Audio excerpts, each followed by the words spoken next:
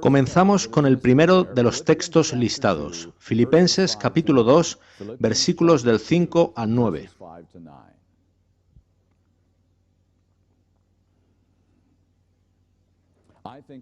Creo que es uno de los pasajes principales del Nuevo Testamento. Resulta muy compacto y completo acerca de Jesucristo nuestro Salvador.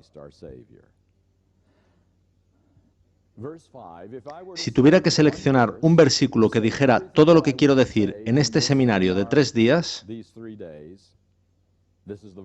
sería este versículo, el 5. Haya pues en vosotros este sentir que hubo también en Cristo Jesús. ¿Cómo desearía comprender ese versículo en toda su profundidad? Tener la mente de Cristo. Pensar como Él pensaba, tomar decisiones como Él tomaba, tener su estabilidad emocional, hacer juicios como Él hacía. Y este texto afirma que yo puedo tener esa mente. Ese es el milagro de los milagros. Oremos por ese milagro, tener la mente que tuvo Cristo durante sus 33 años en esta tierra. Sigue diciendo, el cual, siendo en forma de Dios, no estimó el ser igual a Dios como cosa que aferrarse, sino que se despojó a sí mismo, tomando forma de siervo, hecho semejante a los hombres. Y estando en la condición de hombre, se humilló a sí mismo, haciéndose obediente hasta la muerte, y muerte de cruz. Por lo cual Dios también lo exaltó hasta lo sumo, y le dio un nombre que es sobre todo nombre, para que en el nombre de Jesús se doble toda rodilla, de los que están en los cielos y en la tierra y debajo de la tierra, y toda lengua confiese que Jesucristo es el Señor, para gloria de Dios Padre. ¿No es un magnífico pasaje? Nos transporta por todo el trayecto desde el pasado eterno al futuro eterno. Todo ello en unos pocos versículos. Toda lengua incluye al mismísimo Satanás. La palabra confesará no significa creerá, sino declarará, confirmará como un hecho. Un día, dentro de unos 1000 años, Satanás se arrodillará ante el trono de Dios y ante el universo que observa y dirá, mi camino es equivocado, el tuyo es correcto, Dios. Lo más misericordioso que puedes hacer es terminar mi existencia. Y cuando Él diga eso, este universo será de nuevo un sitio seguro en el que vivir. ¡Qué maravilloso pasaje! Volvamos al versículo 7. La King James en realidad añade unas palabras que no están en el idioma original. Dice así, se hizo a sí mismo sin reputación. El original es algo más sencillo. Dice así, se vació a sí mismo. Y ese es el fundamento de la pregunta que os hago. ¿De qué se vació Cristo a sí mismo? Echemos un breve vistazo a distintos puntos, comenzando por su omnipotencia. Id conmigo a Juan 5:30. Vamos a leer un par de citas de Jesús que nunca hubiera esperado de Él. Juan 5:30 es uno de esos textos.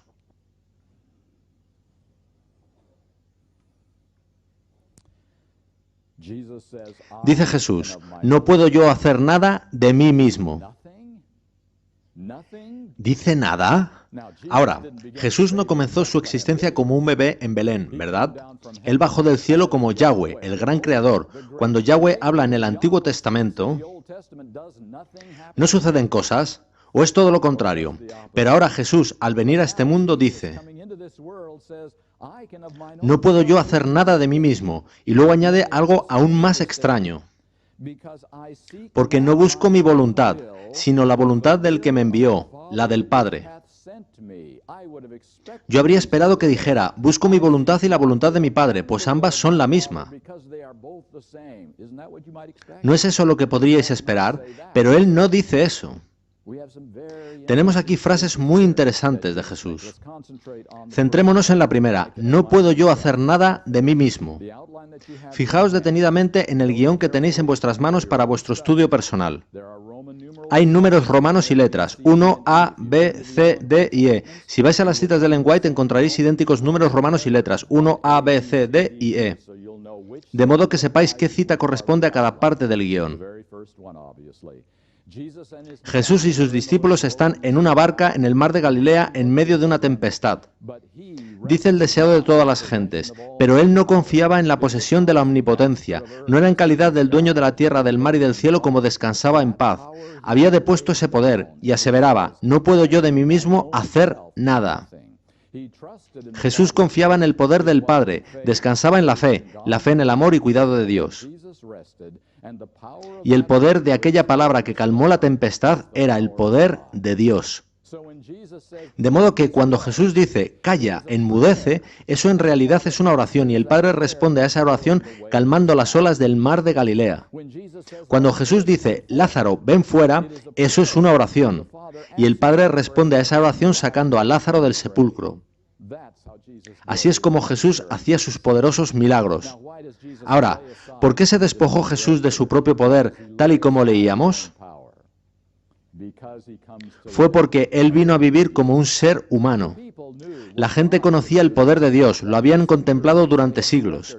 Tenían el registro escrito de lo que Yahweh había hecho, pero ahora necesitaban ver claramente lo que un ser humano, dependiendo de Dios, podía hacer. ¿Qué poder estaba disponible para todo ser humano? Por ello Jesús se despojó de su propio poder. Volvamos al guión de la primera página. El siguiente punto es memoria. ¿Sabéis lo que dice Lucas 2:52? Y Jesús crecía en sabiduría y en estatura.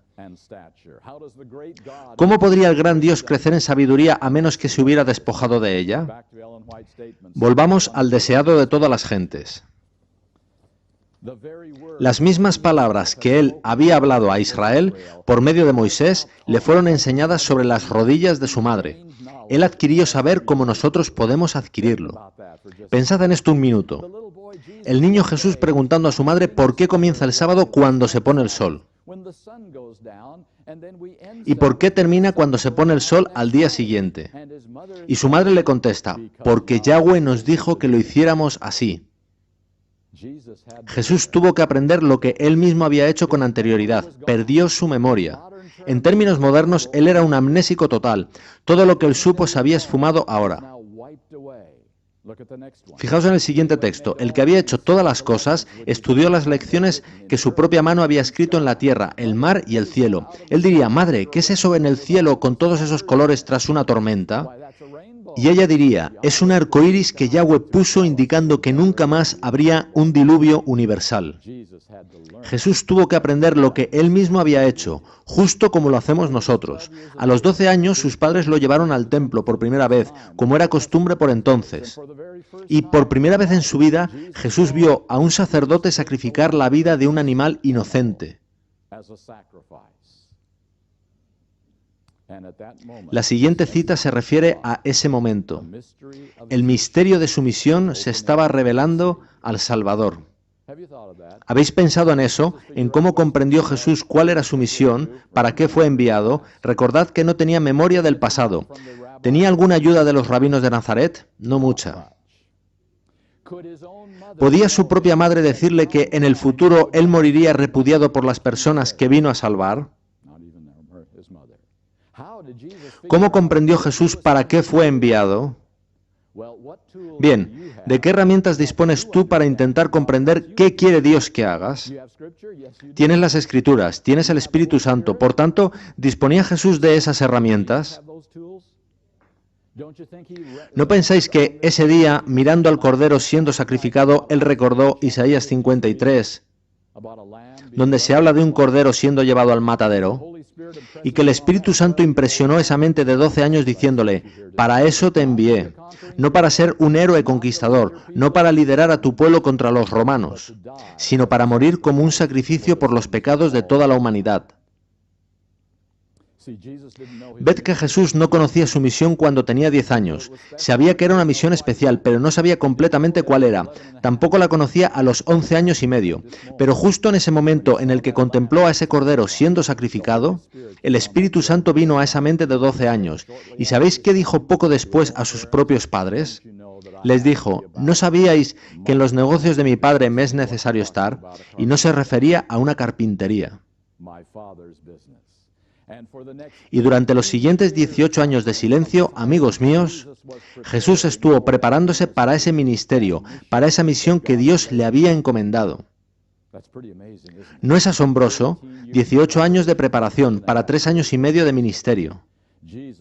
Jesús estuvo revisando qué había de suceder en su propio carácter, en su propia vida, para ser el Salvador de los pecados del mundo entero. Por tanto, ¿cómo comprende Jesús esta misión? Por fe. ¿Cómo aborda Jesús sus actividades diarias, esas que leemos en los Evangelios? Por fe, no por conocimiento ni por memoria, sino solo por pura fe en lo que Dios decidió revelarle.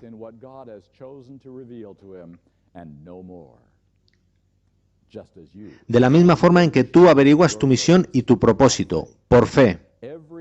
Cada hecho de la vida de Jesús es un acto de fe, de confianza, no de conocimiento ni de especial sabiduría. Veamos ahora su presciencia, en la sección C de la primera página del guión. Id conmigo a Marcos 13:32. Se trata de otra cita de Jesús complicada de asimilar.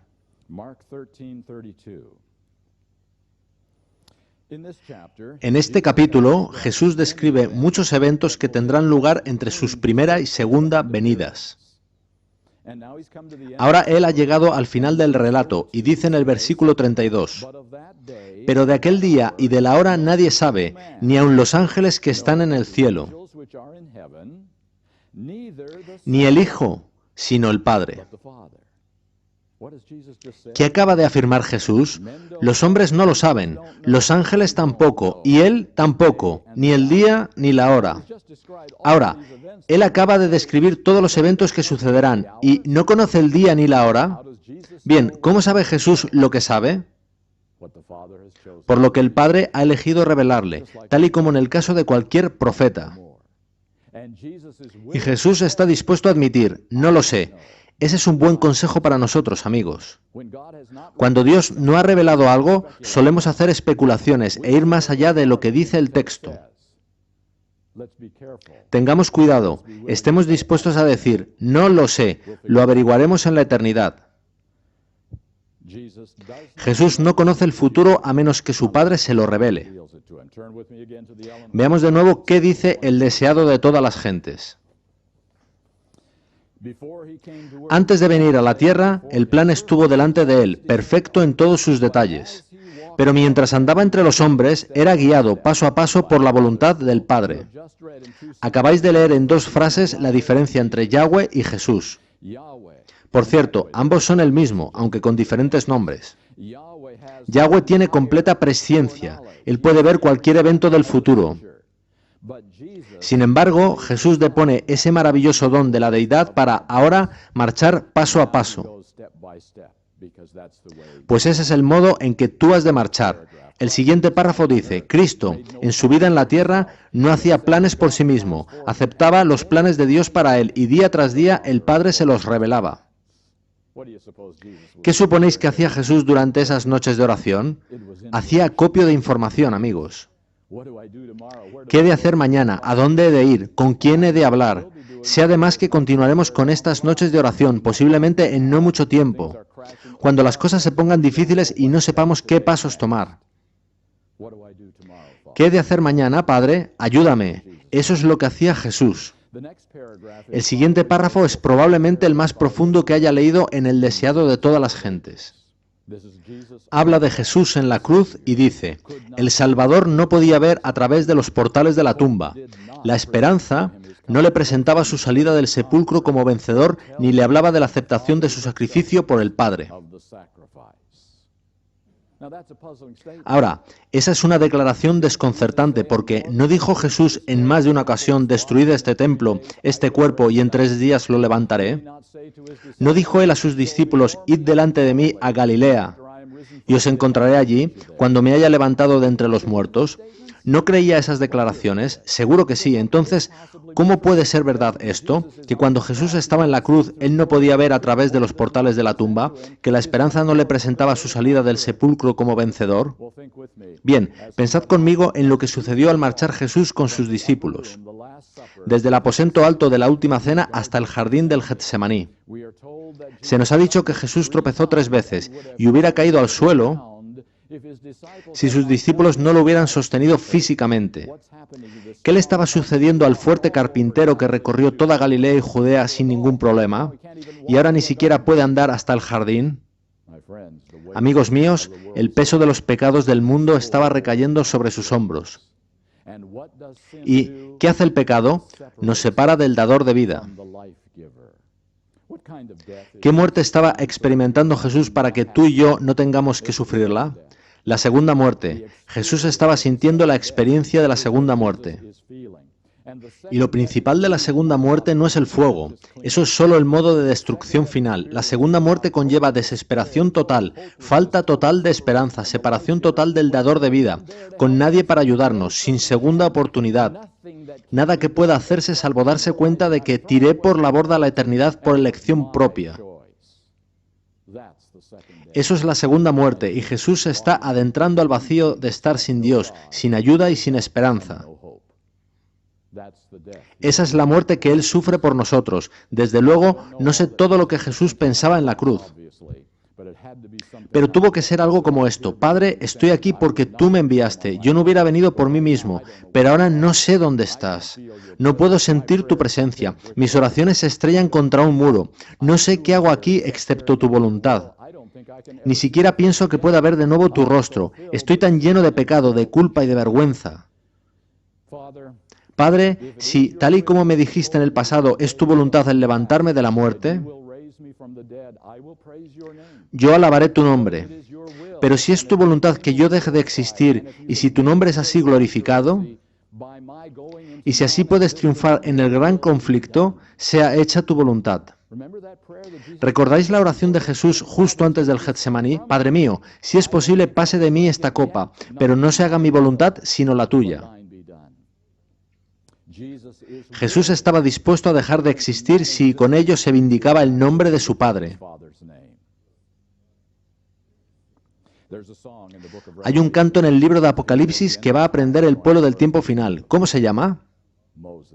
El cántico de Moisés y del Cordero. ¿Recordáis lo que sucedió con Moisés? Dios dijo: hoy voy a probar a Moisés. Voy a decirle que eliminaré a todos esos rebeldes y que comenzaré todo de nuevo a partir de él, a ver qué piensa. Y entonces Moisés discutió con Dios. A veces Dios quiere que discutamos un poquito con él. Y Moisés le dijo a Dios: no puedes hacer eso deshonrará tu nombre. Los otros pueblos se burlarán de un Dios que ni siquiera es capaz de cuidar a su propio pueblo. Si eso sucede, dijo Moisés, borra mi nombre del libro de la vida. Para Moisés, la vida, e incluso la vida eterna, no tenía valor si el nombre de su padre era desacreditado. Todo lo que a Moisés le importaba era la victoria, la credibilidad y el buen nombre de su padre. Y era igual en el caso de Jesús. ¿Sabéis? Creo que confundimos cuál es nuestra pregunta clave hoy en día. Suele creerse que la pregunta clave para cualquier adventista del séptimo día es: ¿tengo hoy la seguridad de mi salvación? Esa es una buena pregunta. Creo que necesitamos tener esa seguridad. Pero, ¿era esa la pregunta de Moisés? ¿Era esa la pregunta de Jesucristo? ¿Se interesaron ellos por la seguridad de su vida eterna? Para nada era esa su pregunta. Su pregunta era diferente. Era: ¿qué estoy haciendo para vindicar el nombre de mi Padre? ¿Le trae honor lo que pienso? ¿Le ayuda a derrotar a Satanás lo que hago?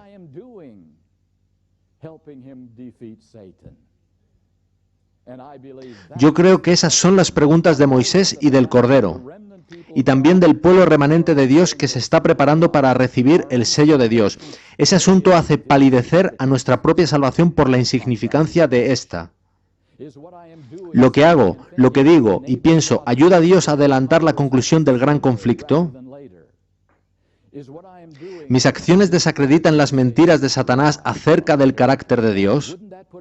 ¿No darían esas preguntas un nuevo enfoque a mi toma diaria de decisiones? La pregunta no es: ¿puedo hacer esto y aún ser salvo? Preguntamos mucho esto. La pregunta es: ¿puedo hacer esto y honrar a mi Padre? ¿Puedo hacerlo y traer gloria a su nombre? Creo que eso me saca de preguntar sobre mí para preguntar sobre Dios. Ahí debe estar nuestro foco. Eso cambiaría cada decisión que tomamos si focalizamos en el honor de Dios, como hizo Jesús. Como dije, creo que ese es uno de los pasajes más profundos que jamás escribió Ellen White. Y es verdad, la esperanza no le presentaba su salida del sepulcro como vencedor, pero Jesús estaba en la lucha entre la esperanza y la fe. La fe es creer cuando no hay esperanza, en tanto que la esperanza es una emoción. Y a veces no hay esperanza. La esperanza va a ser muy débil para el remanente final, para los que pasen por la angustia de Jacob, pero la fe deberá eclipsar a la esperanza. Confiarán en Dios independientemente de cómo marchen las cosas. Muy bien, volvamos al guión. ¿Por qué he empleado este tiempo hablando sobre las cosas de las que se vació Jesús? La razón, amigos, es que la mayoría del mundo cristiano adora a un Cristo que nunca existió. Es un Cristo sobre el papel, inventado, que los teólogos han construido durante siglos. Preguntad a cualquier cristiano por la calle, ¿cómo hacía Jesús sus poderosas obras? ¿Cómo resucitó a Lázaro? Y su respuesta será, porque Él era Dios, Dios hace esas cosas. Preguntad al mismo cristiano cómo pudo Jesús vivir 33 años sin pecar una sola vez. ¿Qué creéis que responderá? Porque era Dios. Santiago 1 dice que Dios no puede ser tentado por el mal. Jesús es Dios, por lo tanto no podría ser tentado. La mayoría de los cristianos creen que Jesús no podía pecar. Él no pecó, pero podía pecar. Eso cambia toda la encarnación, la idea de Jesús. La mayoría de los cristianos no creen que Jesús se despojase de su omnipotencia, su memoria y su omnisciencia. Creen que las utilizó durante toda su vida. De ese modo no habría riesgo alguno, pues no se puede fallar si se tiene presciencia. Es con un conocimiento finito como hay riesgo. Por tanto, en la mente de la mayoría de cristianos el asunto está claro. Por supuesto Jesús tendrá la victoria, por supuesto derrotará a Satanás, por supuesto resucitará. No hay ninguna necesidad de sudar gotas de sangre en el jardín. ¿Veis lo que cambia la foto? Por tanto, afirmo que es necesario tener claro los riesgos en los que incurrió Jesús al venir a este mundo. Y hay otro asunto. Cuando hablas con alguien muy santo o que al menos parece santo, ¿te sientes a veces algo incómodo en su presencia por el riesgo de poder decir algo realmente tonto? ¿De modo que te comportas con mucha cautela? Jesús es santo. ¿Cómo puedo decirle a Él todo esto que tengo en mi cabeza? Bien, los cristianos tuvieron ese problema desde el principio, pero encontraron una solución. Tendrían a alguien que hablase a Jesús por ellos, por si ellos no lo hacían bien. Así que encontraron quien hiciese esto. ¿Sabéis de quién se trataba, verdad? Su madre, por supuesto, pues ella les comprendería mejor y hablaría con Jesús por ellos. Funcionó por un tiempo, hasta que comenzó a elevarse ese pilar en que fue colocada María. De repente, ella no fue concebida normalmente, sino con una naturaleza de 4000 años atrás. A su muerte, ella fue llevada en cuerpo al cielo. Y hoy está sentada a la derecha de Jesucristo como mediadora de los beneficios de su salvación. ¿Cómo no hablamos más a María? Pero aparecieron nuevas soluciones a lo largo de los siglos, ¿verdad? Aparecieron los santos. ¿Por qué los santos? Sencillo. Un santo comenzó aquí, en el lodo, con nosotros. Mismo lodo, mismos problemas, misma naturaleza, mismos asuntos, y ellos llegaron a vivir vidas santas. ¿Os habéis dado cuenta de que hay un santo para prácticamente cada profesión? Así que ahora puedo hablar al santo que conoce por lo que estoy pasando, pues ese santo puede entenderme, puedo hablarle abiertamente. Y el santo puede tomar mi desordenada oración, arreglarla y enviársela a María. Y entonces María puede arreglarla aún más para enviársela a Jesús. Y Jesús se la entregará al Padre, y si tengo suerte, obtendré respuesta. ¿Hay algo en todo eso que no encaja con las Escrituras? ¿Qué dice la Biblia sobre cuántas personas necesitamos entre nosotros y el Padre? ¿Por qué solo una? Bien, es sencillo, porque Él, Jesucristo, comenzó en el mismo lodo que nosotros. Él enfrentó las mismas limitaciones que nosotros. Él sabe lo que hay en nuestras mentes, porque fue tentado en todos los puntos como lo somos nosotros. Él conoce la lucha por la que pasamos, conoce lo atractiva que es la tentación. Así que nosotros podemos contarle todo, porque Él lo entiende. Ese es el aspecto clave. La mayoría de cristianos desconocen que Jesús les comprende, por eso inventaron otros mediadores. Nosotros entendemos que Jesús nos conoce, nos comprende y empatiza con nosotros. Por tanto, ahora he de compartir algo con vosotros. Las principales buenas nuevas que hemos de contar a la gente no son acerca del sábado. Tampoco son acerca de la segunda venida de Cristo. Las principales buenas nuevas que tenemos son una sencilla pregunta. ¿Conoces a mi amigo Jesús? La mayoría de los cristianos no conocen a tu amigo Jesús. Ellos conocen a un Cristo sobre el papel, a un Cristo inventado, pero no conocen a tu amigo. No escondáis ese conocimiento, amigos míos, no os lo guardéis para vosotros. Vosotros conocéis a un Cristo del que difícilmente hayan pensado jamás otros cristianos. Tú puedes decirle a tu amigo, ¿estás desanimado? ¿Van mal las cosas sin que tengas culpa? Veamos qué hizo Jesús en justamente esa misma situación. Pidámosle ayuda ahora mismo. Él conoce exactamente lo que pasa por tu mente. Él sabe cómo te asaltarán las dudas. Él sabe cómo te hace sentir el desánimo. Hablemos con Jesús. La pregunta, ¿conoces a mi amigo Jesús?, es tu vía de entrada a los corazones de tus familiares, tus amigos y tus compañeros de trabajo.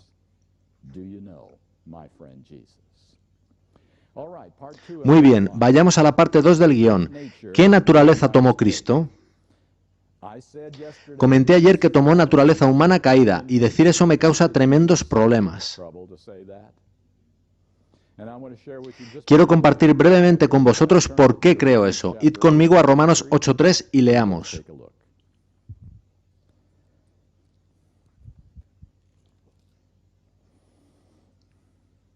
Romans 8, verse 3.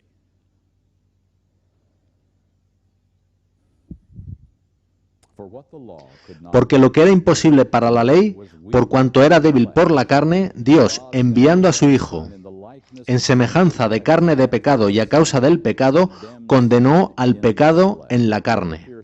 ¿Qué palabra aparece 3 veces en ese único versículo? Carne. Cuando los traductores de la King James tradujeron la palabra griega original por el término carne, ellos querían decir algo diferente de lo que hoy entendemos por la palabra carne. De hecho, cuando nuestros pioneros adventistas, James White, Jones, Waggoner y otros, usaban la palabra carne, ellos querían decir algo diferente de lo que hoy entendemos por carne. El término ha cambiado de significado en los últimos 100 años. Hoy en día, cuando oímos el término carne, enseguida pensamos en carne comestible, o bien en la carne que rodea nuestros huesos. Pero ese no es el significado en la lengua original, ni su significado cuando los traductores de la King James usaron este término. Luego os daré la versión corta, pero primero os daré la versión larga del significado original de la palabra. Y es consistente en todo el Nuevo Testamento. La palabra carne significa todo lo relativo, mental y físicamente, a la humanidad caída. Como resultado del pecado de Adán, el mal cuyo origen es el pecado de Adán. Engloba todo lo derivado de la naturaleza caída, nuestras emociones, nuestro juicio, nuestra voluntad.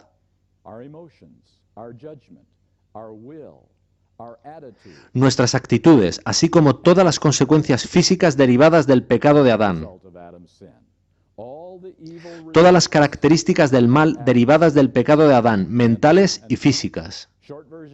La versión corta es naturaleza caída. Y así es como algunas traducciones modernas traducen el término carne. Naturaleza caída es una traducción correcta. Releamos ahora el texto. Porque lo que era imposible para la ley, por cuanto era débil por la naturaleza caída, Dios, enviando a su Hijo en semejanza de naturaleza caída y a causa del pecado, condenó al pecado en naturaleza caída. Eso es lo que dice el texto, no es una interpretación.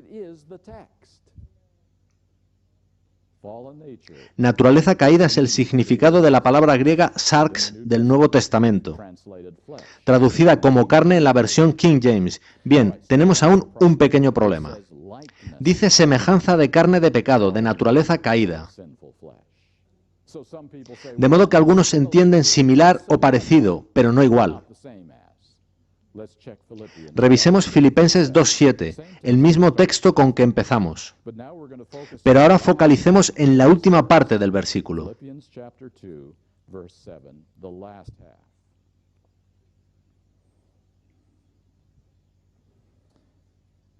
He took upon him Tomando forma de siervo, hecho semejante a los hombres.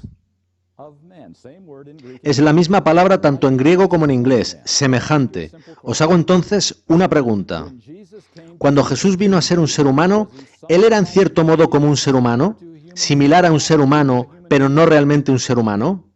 or was he fully a human? ¿O era totalmente un ser humano? Now, if you were Si estuviéramos en el siglo I, podríamos tener problemas con esto. Había un grupo de cristianos llamados docetistas que decían que Jesús no podía tener un cuerpo porque eso le convertiría en pecador, de manera que afirmaban que Jesús existió solo en forma espiritual, durante todo el tiempo de su encarnación, siendo su cuerpo aparente, no real. it was the greatest, Era la mayor ilusión jamás mostrada por Dios, pero ¿es eso lo que acabábamos de leer? but is that what we just read right here? Now, how do we know for sure? ¿Cómo podemos asegurarnos de que no es así? Retrocedamos al versículo 6. Dice allí, It says, being in the form el cual, siendo en forma de Dios, ¿qué pensáis? ¿Significa eso ser únicamente como Dios en cierto modo, teniendo en cuenta el resto de lo que sabéis sobre Jesucristo? Él era Dios. La Biblia es muy clara sobre eso, de forma que siendo en la forma de Dios significa ser verdaderamente Dios. En el versículo 7 dice, tomando forma de siervo, así que de nuevo quiere decir que lo era realmente. lies there, and he was made in the Hecho semejante a los hombres, que significa claramente un ser humano real. human being. But let's back up now. Corroboremos sobre forma de siervo. Once again, Una vez más, la King James no hace plena justicia a la palabra original en griego. original word in Greek. Can you help me? ¿Sabéis qué significa realmente la palabra siervo? Significa esclavo. Does a slave have ¿Un esclavo tiene derechos o privilegios? ¿O bien está totalmente bajo el control de otro? control of another? So now let me ask you a question. Así que ahora os hago una pregunta. ¿Creó Dios a Adán en forma de esclavo? In a slave form. The image of God. La imagen de Dios no es una forma de esclavo, ¿verdad? Es todo lo contrario. When Adam and Cuando Adán y Eva pecaron, tomaron forma de esclavos, se convirtieron en esclavos del pecado. are they a slave to sin? And so the De modo que Adán antes de la caída era libre, no esclavo, pero era esclavo tras la caída. free after the fall slave form. So notice carefully. Así que fijaos cuidadosamente en lo que dice ahora, Form tomando forma de esclavo. that can't be Adam before Ese no puede ser Adán antes de la caída, solo puede ser en lo que se convirtió Adán a causa del pecado. sin. We call Forma de esclavo, lo que llamamos naturaleza caída. Y él fue hecho a su semejanza, lo que significa verdaderamente un ser humano. So I believe De modo que creo hay clara evidencia de que Jesús tomó nuestra naturaleza. there's another text in here Hay otro texto en Hebreos 2 que podéis leer por vosotros mismos, que es claro al respecto. on this point. He took. Tomó para sí a la descendencia de Abraham. Now we're going to look at a couple of Veremos ahora brevemente un par de citas de Ellen White y concluiremos por hoy. first page of Ellen Primera página de las citas de Ellen White, cerca del fin de la página, sección 2A. section 2A, Desire of Ages. Es el deseado de todas las gentes, página 49. Would have been an Habría sido una humillación casi infinita para el Hijo de Dios revestirse de la naturaleza humana aun cuando Adán poseía la inocencia del Edén. Eden. But Jesus Pero Jesús aceptó la humanidad cuando la especie se hallaba debilitada por 4000 años de pecado. Como cualquier hijo de Adán, aceptó los efectos de la gran ley de la herencia. speaking of the great law of heredity. What these Y la historia de sus antepasados terrenales demuestra cuáles eran aquellos efectos. he came with such Mas él vino con una herencia tal. ¿Da este texto la más ligera posibilidad brightest window opportunity for the theory that para la teoría de que Jesús se saltó 4000 años de herencia, total o parcialmente? there's not the slightest No hay el más mínimo indicio de que eso pudiera ser posible, como tú y como yo, como Abraham y David, y sí, como Rahab, sus ascendentes terrenales. Rahab, his earthly ancestors. He accepted the Él aceptó los efectos de la gran ley de la herencia. Bien, si esto está suficientemente claro en las Escrituras y en los escritos de Ellen White, ¿por qué existe tanta dificultad para entenderlo? Se explica en las siguientes 2 o 3 citas que leeré. Ambos padres transmiten a sus hijos sus propias características mentales y físicas, su temperamento y sus apetitos. ¿Quiere eso decir que Jesús recibió eso tan malo? Id al comienzo de la página 2, a su segundo párrafo. El padre transmite a sus hijos temperamentos irritables, sangre contaminada, intelectos debilitados y morales frágiles. Eso es horrible. ¿Recibió eso Jesús?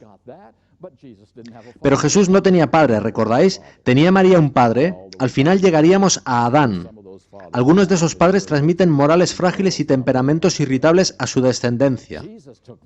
¿Que Jesús recibió eso? Imposible. Eso le habría contaminado. ¿Veis el razonamiento? Leamos el siguiente párrafo. Los padres pueden haber transmitido a sus hijos tendencias al apetito y la pasión. ¿Habéis recibido algunas de esas tendencias? Yo sí, y lucho contra ellas todos los días de mi vida, contra las tendencias al apetito y la pasión.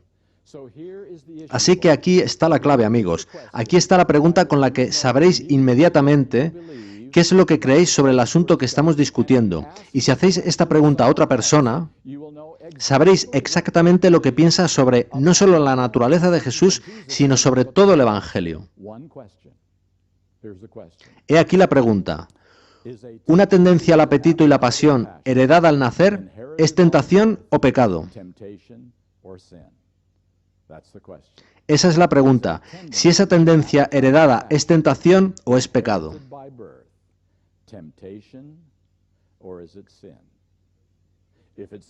Si es pecado, Jesús no pudo tener nuestra naturaleza y no podía ser tentado como nosotros. El Evangelio se limita a la justificación y la perfección ha de esperar hasta la segunda venida. Si es tentación, Jesús pudo tomar nuestra naturaleza y podía ser tentado en todo lo que lo somos nosotros. El Evangelio es justificación y santificación. Y la perfección es un don de la gracia de Dios previo a su venida. Esa sola pregunta y sabrás lo que alguien o tú mismo pensáis sobre ese asunto. ¿Una tendencia al apetito y la pasión heredada al nacer es tentación o es pecado? Muy bien, vamos a concluir con un par de citas más. Dejaré que leáis vosotros el resto de la página 2. Id conmigo a la página 3. En el segundo párrafo de la página 3 tenemos, en los lugares celestiales, página 155, su última frase.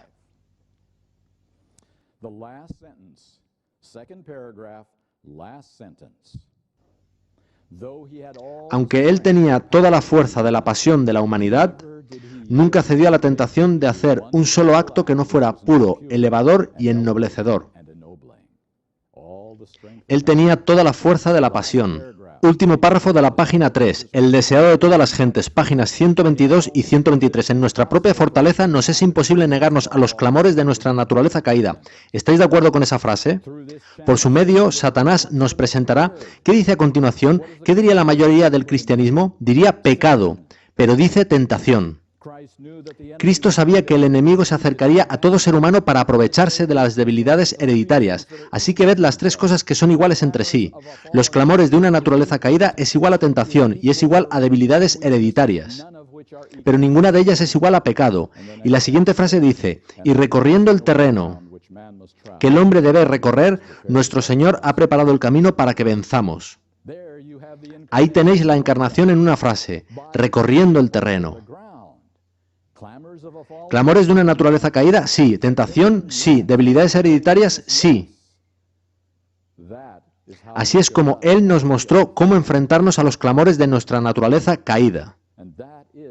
Y eso es el corazón y el alma del Evangelio, el cual trata de aniquilar Satanás, haciendo a Cristo tan diferente de nosotros que no se pueda esperar de nosotros vivir como Él. Amigos míos, hay intenciones ocultas operando en esto, bajo la mesa, bajo la superficie, incluso dentro de nuestra amada Iglesia Adventista del Séptimo Día. Finalizaré esta parte con una cita que no está en vuestro guión, pero que me ha impresionado. La voluntad humana de Cristo no le habría dirigido al desierto para ayunar y ser tentado por el diablo. ¿Quién le envió al desierto? Fue el Espíritu Santo quien le dijo, ve al desierto, ayuna durante 40 días y entonces ve a enfrentarte con Satanás. La voluntad humana de Cristo no le habría dirigido ahí. No le habría enviado a padecer humillación, desdén, reproche, sufrimiento y muerte. Su naturaleza humana rehuía todas estas cosas tan decididamente como lo hacen las nuestras. Jesús, en su propia voluntad humana, habría dicho: mejor me vuelvo a Nazaret, necesito un poco más de tiempo de preparación. Lo que impulsó a Cristo a actuar fue la voluntad de su Padre Celestial.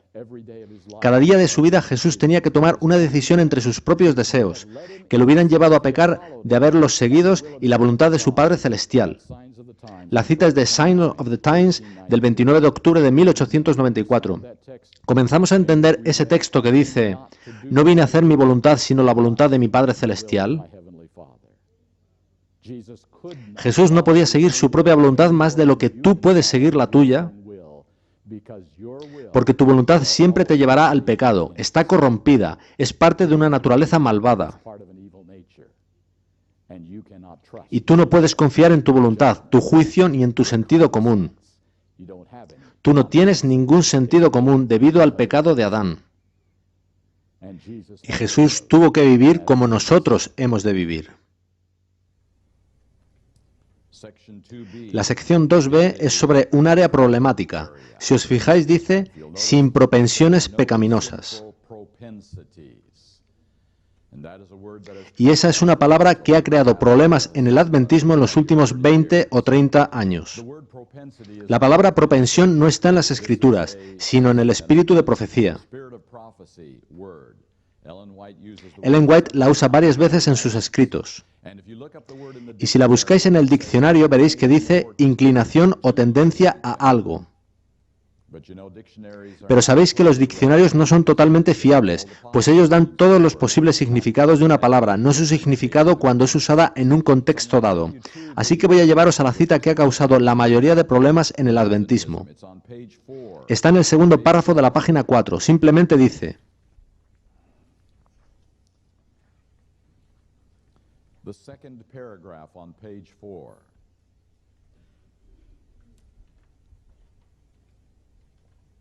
It simply says, be careful. Sed cuidadosos, sumamente cuidadosos en la forma en que os ocupáis de la naturaleza de Cristo. No lo presentéis ante la gente como a un hombre con las propensiones del pecado. Él es el segundo Adán.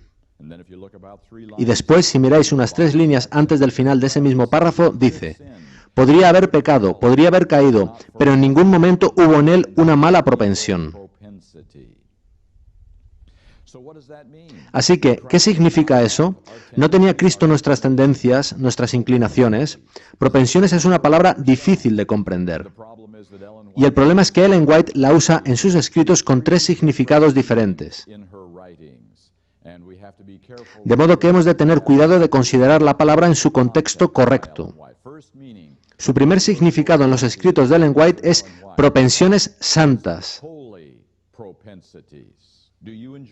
¿Disfrutáis los buenos alimentos? ¿Quién puso ese deseo en vosotros? Lo hizo Dios. Él os creó con muchas papilas gustativas, de modo que podáis saborear y disfrutar los alimentos. Ese es el primer significado de la palabra en los escritos de Ellen White, propensiones santas. Segundo significado de la palabra: tras la caída de Adán y Eva, esas propensiones santas cambiaron y se convirtieron en propensiones distorsionadas y pervertidas.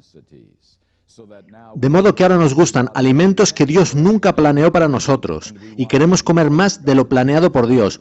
Esas son propensiones caídas.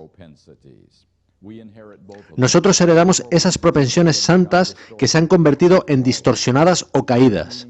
El tercer significado de la palabra en los escritos de Ellen White no tiene nada que ver con la herencia, sino con los hábitos que desarrollamos mediante nuestras elecciones.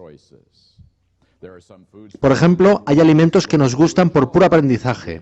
Un día los probamos, nos gustaron y se convirtieron en un hábito para nosotros. Nada tienen que ver con la herencia. Ellen White dice que no necesitamos retener ni una sola propensión pecaminosa. ¿Por cuánto tiempo mantendréis vuestra naturaleza? Hasta que Jesús venga. ¿De qué os podéis deshacer hoy? De aquellas cosas que no necesitamos retener, nuestros hábitos. Los hábitos desarrollados por elección, el tercer significado de la palabra en los escritos de Ellen White. Así que tenemos tres significados de propensiones. Tenemos propensiones santas, pero obviamente no puede estar refiriéndose a esas, pues está hablando de propensiones al mal. Pueden ser, por tanto, propensiones caídas o propensiones elegidas. En otro lugar, Ellen White las distingue como propensiones naturales o adquiridas. Adquiridas por nuestras decisiones y elecciones. Yo creo que Ellen White en este párrafo se refiere a esa tercera categoría. Leámoslo ahora de nuevo. Sed cuidadosos, sumamente cuidadosos en la forma en que os ocupáis de la naturaleza de Cristo. No lo presentéis ante la gente como a un hombre con los hábitos del pecado. Y a 3 líneas del final dice, podría haber pecado, podría haber caído, pero en ningún momento hubo en él un mal hábito. Yo creo que a eso se refiere Ellen White, a propensiones elegidas. Si no es así, se contradice consigo misma en las otras citas que hemos leído y que tenéis en este guión. Pues continuamente ella repite que Jesús no se saltó las leyes de la herencia, sino que tomó sobre sí todas las pasiones de nuestra naturaleza, los clamores de una naturaleza caída.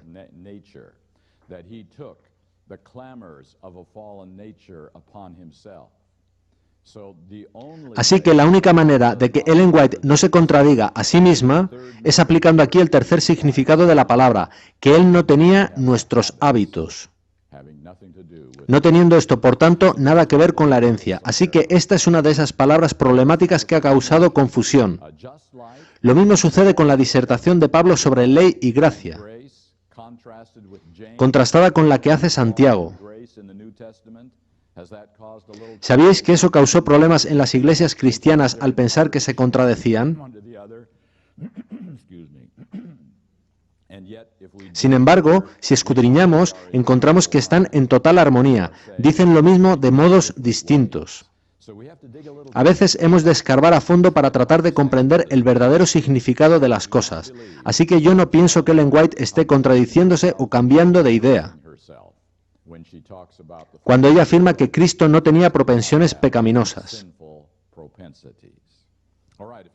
Muy bien, en la sección C del guión dice realidad de las tentaciones. Yo espero que estéis plenamente convencidos de que Hebreos 4:15 significa exactamente lo que dice.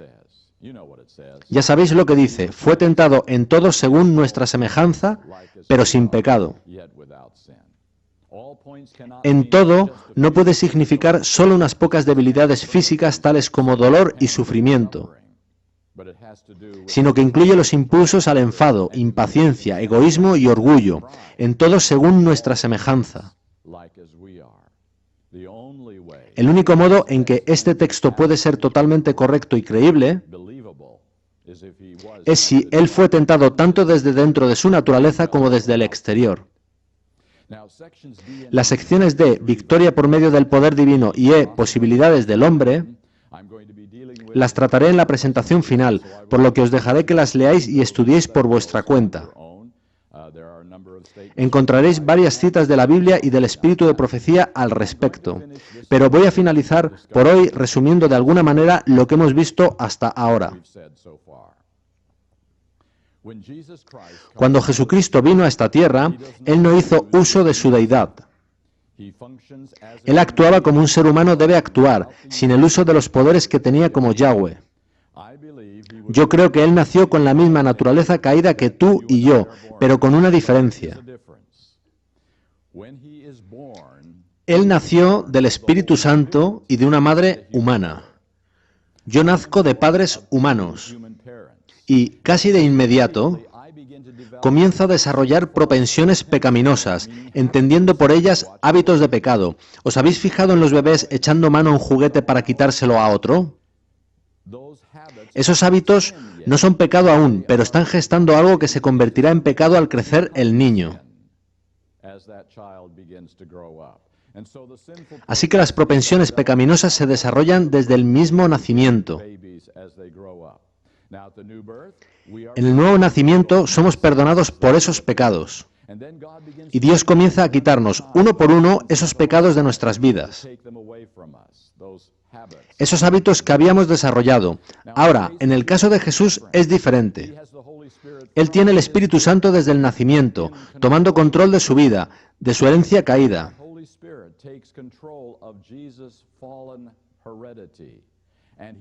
De modo que no desarrolla los mismos hábitos pecaminosos que nosotros. No llegó a haber un hábito pecaminoso en él ni por un instante, por tanto hay diferencia en su caso. Podéis decir que eso da ventaja a Cristo. Mucho cuidado con eso. ¿De cuántos era Jesús responsable cuando vino en su misión a este mundo? De todo el universo, amigos. ¿Cuántos pecados podía cometer sin dejar de cumplir su misión? Ni uno. ¿Disponía él de un mediador en el cielo en caso de entrar en serio peligro? ¿De cuántos eres tú responsable en última instancia? De uno.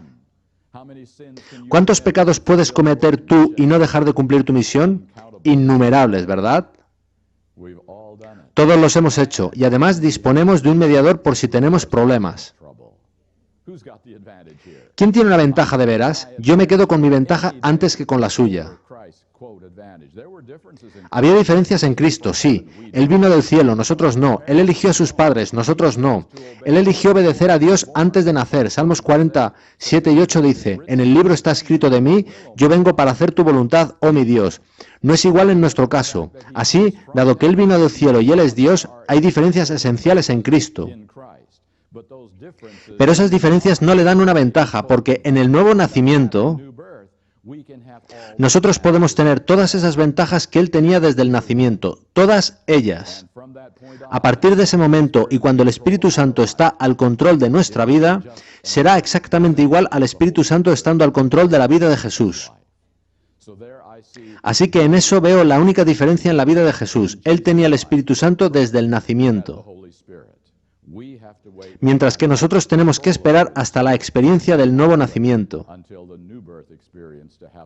para tener ese control del Espíritu Santo y tener entonces una experiencia idéntica a la suya. Voy a llevaros a una última cita de Ellen White. Está en la página 5. Si comprendéis este solo párrafo, comprenderéis todo lo que necesitaréis saber sobre justicia por la fe. Digamos que términos tales como propensiones, imputada o impartida se hacen confusos. Centrémonos en algo muy sencillo y muy simple. Id a la página 5, hacia un tercio de la página. El deseo de todas las gentes, página 363. Es muy importante, vale la pena memorizarlo.